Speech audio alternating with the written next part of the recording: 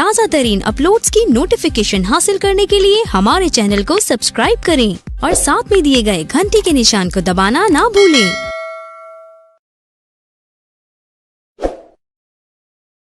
श्री प्रबोधिनी एकादशी महात्मा। कार्तिक मास के शुक्ल पक्ष की एकादशी। परमपिता ब्रह्मा जी बोले, हे मुनि श्रेष्ठ, अब आप पापों को नष्ट करने वाली तथा पुण्य और मुक्ति की देने वाली प्रबोधिनी एकादशी का महात्म सुनिए।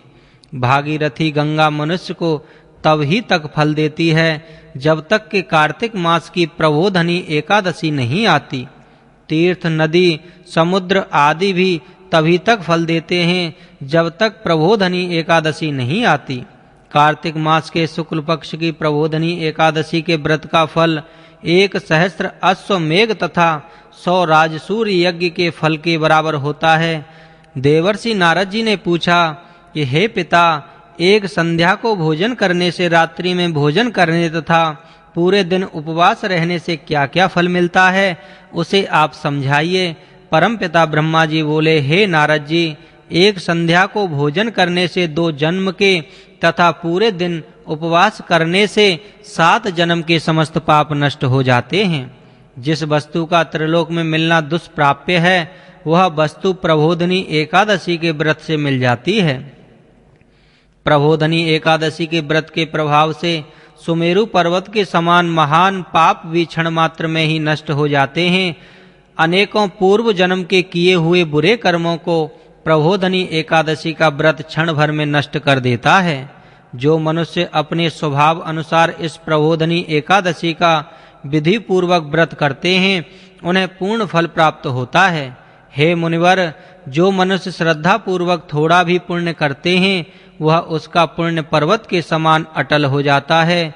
जो अपने हृदय के अंदर ही ऐसा ध्यान करते हैं कि प्रबोधिनी एकादशी का व्रत करूंगा, उसके 100 जन्म के पाप नष्ट हो जाते हैं। जो मनुष्य प्रबोधिनी एकादशी को रात्रि जागरण करते हैं, उनकी बीती हुई तथा आने वाली 10 पीढ़ियां विष्णु लोक में जाकर वास करती हैं और नरक में अनेक दुखों को भोगते हुए पितृ विष्णु लोक में जाकर सुख भोगते हैं।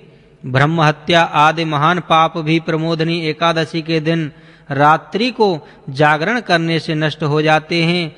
प्रबोधिनी एकादशी को रात्रि को जागरण करने का फल अश्वमेघ आदि यज्ञों के फल से अधिक होता है। समस्त तीर्थों में जाने तथा गौ, स्वर्ण, भूमि आदि के दान का फल कार्तिक मास की शुक्ल पक्ष की प्रबोधिनी एकादशी के रात्रि के जागरण के फल के बराबर होता है। इस संसार में उसी का जीवन सफल है जिसने प्रबोधिनी एकादशी के व्रत के द्वारा अपने कुल को पवित्र किया है। संसार में जितने भी तीर्थ हैं तथा जितने भी तीर्थों की आशा की जा सकती है, वह प्रबोधिनी एकादशी का व्रत करने वाले के घर में रहते हैं। मनुष्य को समस्त कर्मों को त्यागते हुए भगवान की प्रसन्नता के लिए कार्तिक मास की प्रबोधिनी एकादशी का व्रत करना चाहिए। जो मनुष्य इस एकादशी के व्रत को करता है, वह धनवान, योगी, तपस्वी तथा इंद्रियों को जीतने वाला होता है, क्योंकि वह एकादशी भगवान विष्णु की अत्यंत प्रिय है। इसके व्रत के प्रभाव से मनुष्य पुनः नहीं लेता। इस व्रत के प्रभाव से कामिक, वाचिक, मानसिक तीनों प्रकार के पाप नष्ट हो जाते हैं। इस एकादशी के दिन जो मनुष्य भगवान की प्राप्ति के लिए दान, तप, होम, यज्ञ आदि करते हैं, उन्हें अक्षय पुण्य मिलता है। प्रबोधिनी एकादशी के दिन भगवान की पूजा करने से बाल, यौवन और वृद्धावस्था के समस्त पाप नष्ट हो जाते हैं। इस एकादशी की रात्रि को जागरण करने का फल सूर्य ग्रहण के समय स्नान करने के फल से 1000 गुना अधिक होता है। मनुष्य जन्म से लेकर जो पुण्य करता है, वह पुण्य प्रबोधिनी एकादशी के व्रत के पुण्य के सामने व्यर्थ है।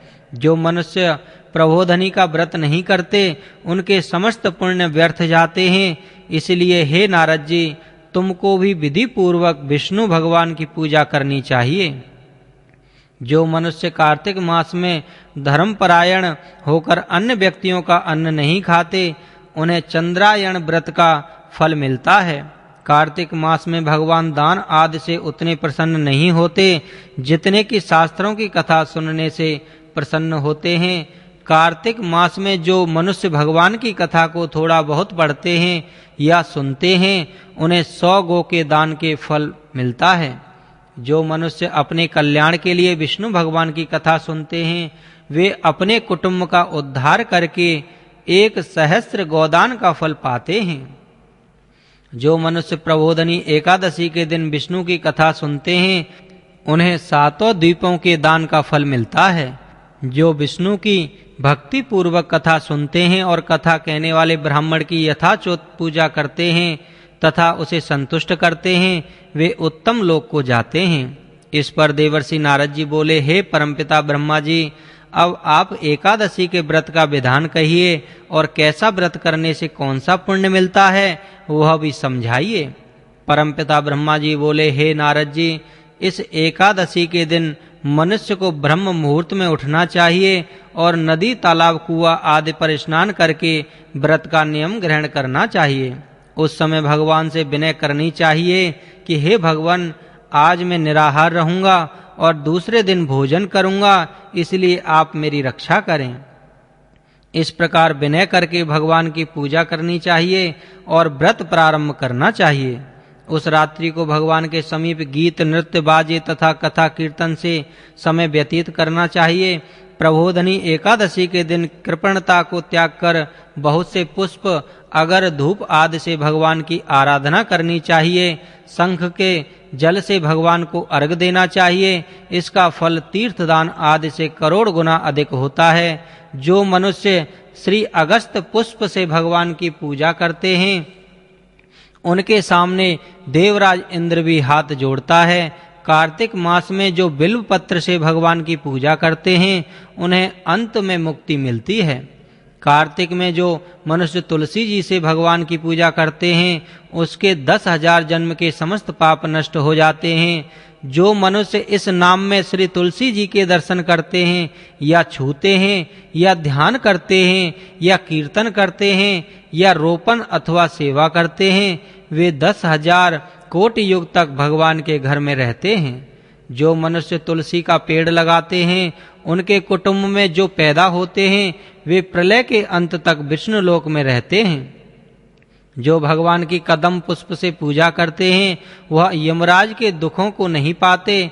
समस्त मनोवांछाओं को पूजा करने वाले भगवान कदम पुष्प को देखकर अत्यंत प्रसन्न होते हैं। यदि उनकी कदम पुष्प से पूजा की जाए तो फिर बात ही क्या है। जो गुलाब के पुष्प से भगवान की पूजा करते हैं, उन्हें मुक्ति मिलती है। जो मनुष्य बकुल और अशोक के फूलों से भगवान की पूजा करते हैं, वे अनंत काल तक शोक से रहित हो जाते हैं। जो मनुष्य विष्णु भगवान की सफेद और लाल कनेर के फूलों से पूजा करते हैं, उन पर भगवान अत्यंत प्रसन्न होते हैं। जो मनुष्य विष्णु भगवान की दूर्वा दल से पूजा करते हैं, वे पूजा के फल से 100 गुना फल अधिक पाते हैं। जो भगवान की समीप पत्र से पूजा करते हैं, वे भयानक यमराज के मार्ग को सरलता से पार कर जाते हैं। जो मनुष्य चंपक पुष्प से भगवान विष्णु की पूजा करते हैं, वे आवागमन के चक्र से छूट जाते हैं। जो मनुष्य स्वर्ण का बना हुआ केतकी पुष्प भगवान पर चढ़ाते हैं, उनके करोड़ों जन्म के पाप नष्ट हो जाते हैं। जो पीले और रक्त वर्ण कमल के सुगंधित फूलों से भगवान की पूजा करते हैं, उन्हें श्वेत द्वीप में स्थान मिलता है। इस प्रकार रात्रि में भगवान की पूजा करके प्रातः काल शुद्ध जल की नदी में स्नान करना चाहिए। स्नान करने के पश्चात भगवान की प्रार्थना करते हुए घर आकर भगवान की पूजा करनी चाहिए। इसके बाद व्रत के लिए ब्राह्मणों को भोजन कराना चाहिए और दक्षिणा देकर मीठे वाक्यों द्वारा उनको विदा करना चाहिए। इसके उपरांत भोजन, गौ और दक्षिणा से गुरु की पूजा करनी चाहिए और ब्राह्मणों को भूर्य सी दक्षिणा देकर नियम को छोड़ना चाहिए। ब्राह्मण को रात्रि में भोजन करावे स्वर्ण सहित बैल दान करना चाहिए। जो मनुष्य रात्रि स्नान करते हैं, उन्हें दही और शहद दान करना चाहिए। जो मनुष्य फल की आशा करते हैं, उन्हें फल दान करना चाहिए। तेल की जगह घी और घी की जगह दूध और अन्नों में चावल दान करना चाहिए। जो मनुष्य इस व्रत में भूमि शयन करते हैं उन्हें सब वस्तुओं सहित शैया दान करना चाहिए। जो मौन धारण करते हैं उन्हें स्वर्ण सहित तिल दान करना चाहिए। जो मनुष्य कार्तिक मास में उपाहान नमक त्यागते हैं उन्हें शक्कर दान करनी चाहिए। जो मनुष्य नित्य प्रति देव मंदिरों में दीप जलाते हैं उन्हें स्वर्ण या तांबे के दीप को घी तथा बत्ती सहित दान करना चाहिए। जो मनुष्य चातुर्मास में व्रत में किसी वस्तु को त्याग देते हैं उन्हें उस दिन से पुनः ग्रहण करनी चाहिए। जो मनुष्य प्रबोधनी एकादशी के दिन विधि पूर्वक व्रत करते हैं उन्हें अनंत सुख मिलता है और अंत में स्वर्ग को जाते हैं। जो मानव चातुर्मास व्रत को बिना किसी विघ्न के पूरा कर देते हैं उन्हें दोबारा जन्म नहीं मिलता। जिन मनुष्य को व्रत खंडित हो जाता है उन्हें दोबारा प्रारंभ कर लेना चाहिए। जो मनुष्य इस एकादशी के महात्म को सुनते व पढ़ते हैं उन्हें अनेक गोदान का फल मिलता है।